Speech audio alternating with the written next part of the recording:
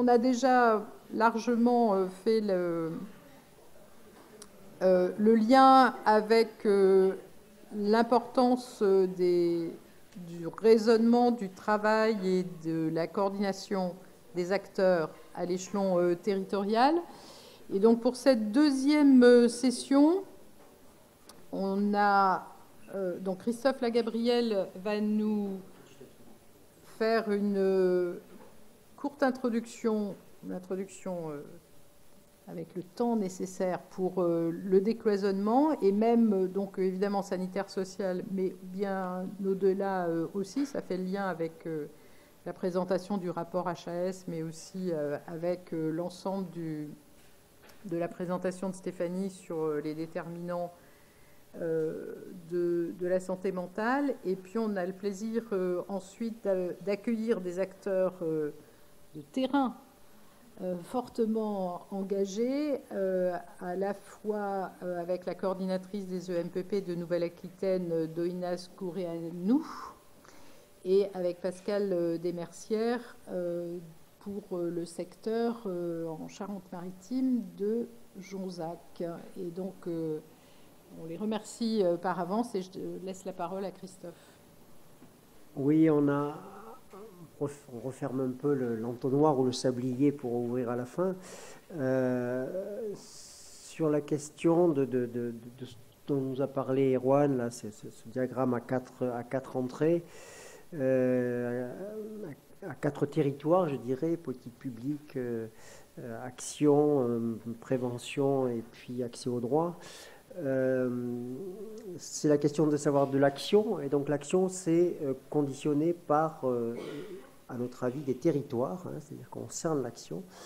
Et bon, on répète partout, il faut décloisonner le sanitaire et le social, c'est la commande principale de notre observatoire. Mais on va voir que peut-être les limites les limites des territoires, et puis qu'est-ce que décloisonnement du sanitaire et du social, voir s'il n'y a pas finalement un champ un peu plus large à prendre en compte. Alors, une petite, en préparant cette intervention, je me suis dit, mais finalement, qu'est-ce qu'un territoire ? Et j'ai trouvé la définition les 4 dimensions du territoire d'après un géographe, un professeur de géographie français, Hervé Brédif, en 2021, qui dit qu'il y a 4 dimensions. Donc il y a d'abord le territoire animal ou végétal, qui est décrit souvent le territoire du risque, c'est-à-dire que finalement la zone où le risque est modéré, pour lequel on a apprivoisé, où on s'est attribué une zone où les risques sont moindres. Il y a le territoire comme aire de souveraineté et d'exercice d'une autorité politique. Alors c'est bien sûr c'est les États, hein, délimités par des frontières, mais à l'extension c'est les régions, les départements, les communes, etc. Donc qui est le lieu bien sûr de pouvoir, hein, mais qui est aussi le lieu d'organisation. Donc c'est celui auquel on se réfère. Mais on voit que c'était intéressant de voir que finalement on peut avoir une lecture plus ouverte des territoires que celle-ci. Il y a en troisième dimension le territoire comme matrice culturelle et lieu de la fabrique identitaire. Donc c'est les territoires qui sont basés sur une mémoire collective, d'attachement et de sentiment d'appartenance, au-delà d'un territoire qui est flou. Hein, on voit la Bretagne par exemple, est-ce que Nantes fait partie de la Bretagne ou pas? Voilà, on peut avoir des superpositions entre les zones délimitées administratives, et puis la culture, l'appartenance à une culture est représentée par des symboles et des hauts lieux emblématiques que revendiquent et que mettent en avant ces territoires-là. Et enfin, il montre une quatrième dimension qu'il appelle les nouveaux territoires, nés de la connexion croissante des lieux entre eux, les territoires qu'il appelle de la mondialisation. Hein, et alors il dit que c'est des territoires qui sont moins liés à la géographie, mais qui sont liés à des réseaux, des sociétés, des individus mobiles dans les sociétés.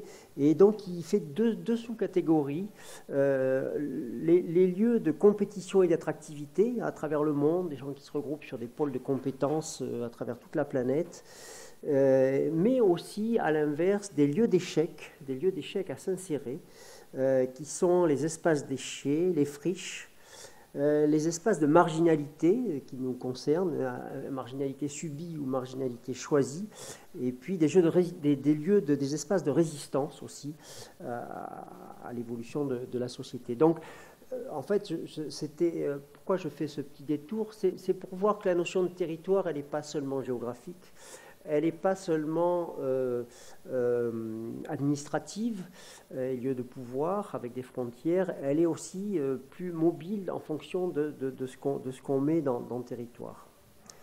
Alors, territoire et précarité, c'est vraiment important.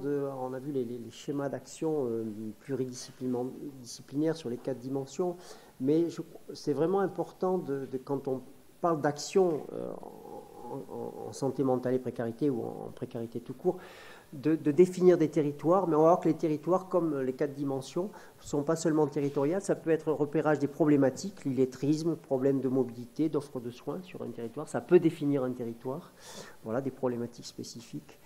Ça peut être des sous-territoires géographiques concernés par la précarité, une zone géographique donnée, un quartier, un immeuble, une maison, voilà, particulièrement non isolé, délabré, etc. Ça peut être aussi un territoire qui est constitué par le repérage de publics spécifiques. Alors Stéphanie Van der Toren nous les a montrés avec beaucoup de brio, de précision et de scientisme, de scientificité, dans le bon sens du terme. Donc des ouvriers agricoles saisonniers, les exilés, les jeunes, elle a beaucoup insisté, les jeunes 16-24 ans sans emploi et non inclus dans un parcours de formation, là, vraiment une grosse souffrance psychique et une inégalité sociale chez ces jeunes-là, des personnes isolées vivant dans un habitat dégradé, on sait tout ça, mais donc un territoire, ça peut être une population, c'est pour ça, hein, je passe sur des registres un peu différents. Et je voulais souligner ici l'intérêt des cartes. Alors malheureusement, je n'en ai pas récupéré là dans ma présentation, mais on est beaucoup en lien à l'Observatoire avec l'ORS, l'Observatoire régional de la santé, qui est financé par l'ARS Nouvelle-Aquitaine, et qui met à disposition un outil de cartographie multidimensionnelle où on peut croiser les inégalités de revenus, l'offre de soins, le niveau d'éducation, etc., sur des territoires qui vont de la Nouvelle-Aquitaine jusqu'à des carrés de 250 mètres de côté, qui sont des sources de données à partir duquel on peut travailler, qui nous paraît tout à fait important. Alors, il y a aussi une notion de territoire qui est définie par la santé communautaire. On en a parlé, Erwan en a parlé un petit peu.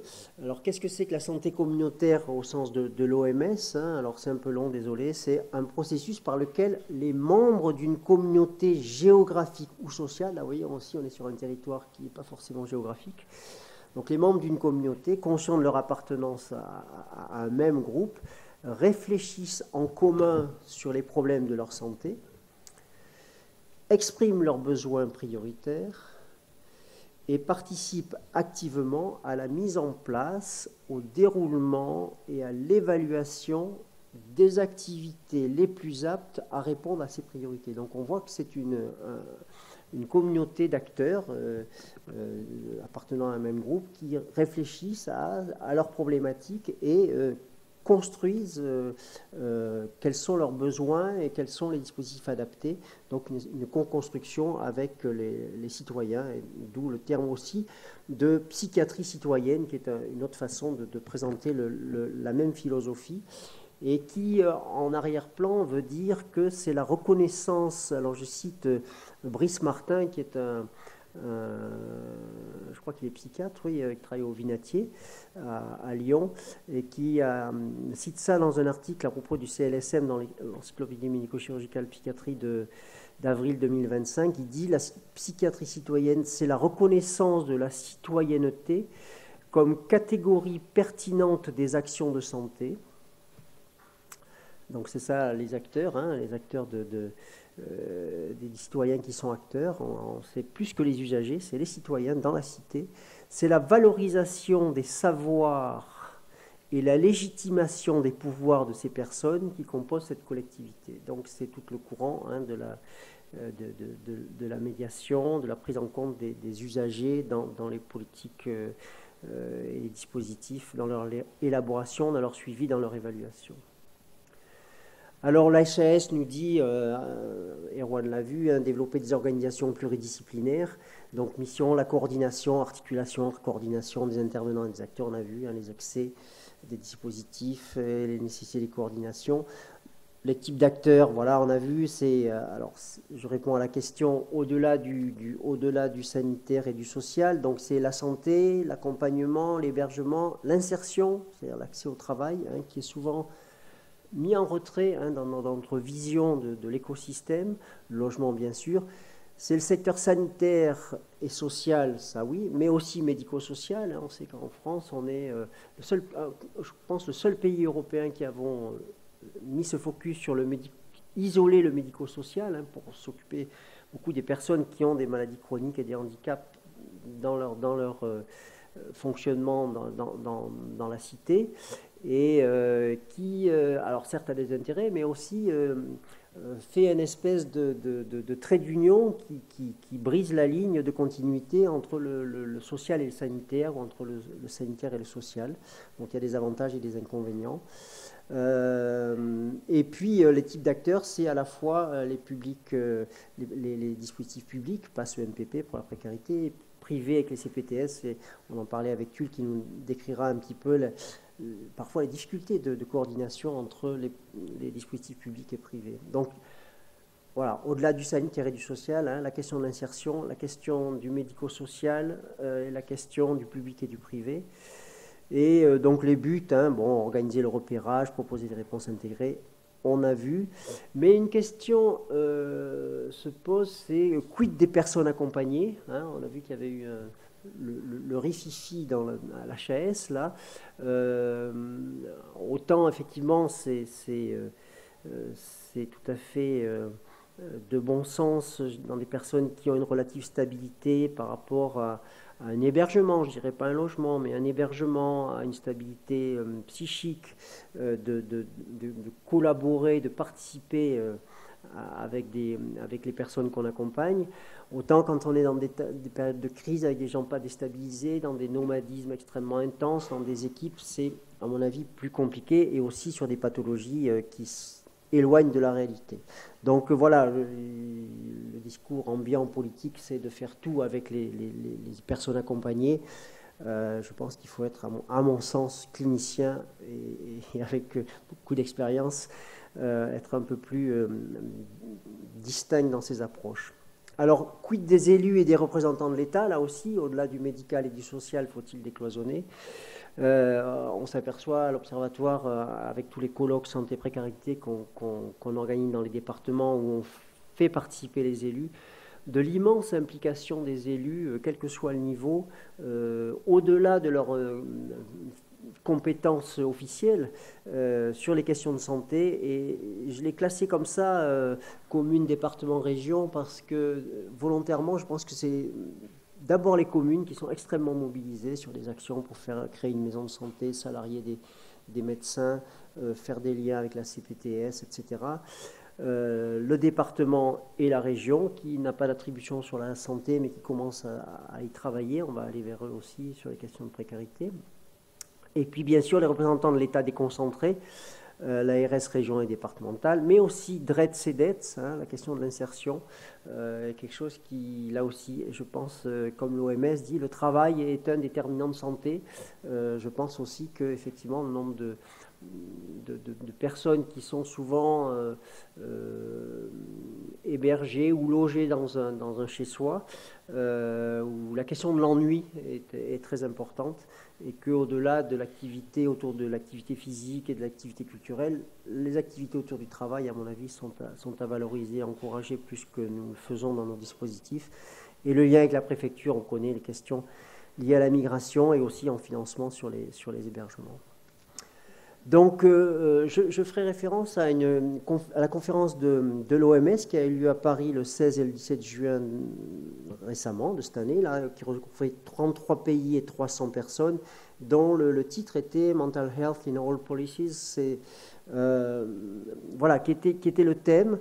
Et alors, ça sera ma dernière diapo, donc qui relevait l'OMS, le ministère français et l'Europe. Et je vais vous juste, en matière d'ouverture, citer quelques paroles de ministres. Hein, j'ai pris dans un compte-rendu de la journée que j'ai reçu hier dans mes mails. Donc, le ministère de la Santé arménien, les ministres de la Santé arméniens, estoniens et lituaniens qui disent pas besoin d'une armée de psychologues, mais que toute la société s'y mette. C'est-à-dire que dans cette journée, il a vraiment été à l'œuvre l'idée que vraiment la question de la santé mentale, c'est une histoire de société. C'est ce que disait Stéphanie, hein, tous les déterminants, et plus qu'une histoire de psychiatrie. Hein, et que donc c'est une histoire vraiment que mettre l'accent sur des politiques autour de tous les déterminants de la santé plutôt que des dispositifs de santé spécifiques. Le ministre de la Santé moldave dit pour la coopération intersectorielle, c'est-à-dire la coordination entre les différents dispositifs, la continuité de l'effort est encore plus important que son intensité. Effectivement, hein, l'équipe de Tulle va en témoigner, c'est vraiment dans la durée que ça se joue. Hein, pour faire exister les dispositifs, être connu, reconnu, de la coordination, il faut du temps, on ne peut rien faire en une année. Et le ministre français, je le cite parce qu'il change souvent en ce moment, mais moi je ne le connaissais pas, Yannick Neuder dit « Il est essentiel de prendre en compte les questions de santé mentale dans toutes les politiques ». Et il a annoncé, je trouve que c'est intéressant, que la tenue en septembre 2025 d'un comité interministériel dédié à la santé mentale qui regroupera tous les ministres. Donc c'est là aussi, c'est la diffusion de la question de la santé mentale de façon générale et transversale sur toutes les déterminants de santé à travers les ministères. Donc je pense que c'était pour vous faire percevoir ce mouvement-là de prise de conscience de la société que la santé mentale était un problème qui dépassait bien la question de la psychiatrie. Voilà, je laisse la parole au dispositif spécifique précarité publique pour s'occuper de la question de troubles psychiatriques et de santé mentale et précarité que sont les EMPP, avec Doina Zgoureanu qui va nous parler en tant que coordinatrice régionale des EMPP des actions sur la région, et de Pascal de Mercière sur son action sur le territoire de Jonzac et le sud de la Charente.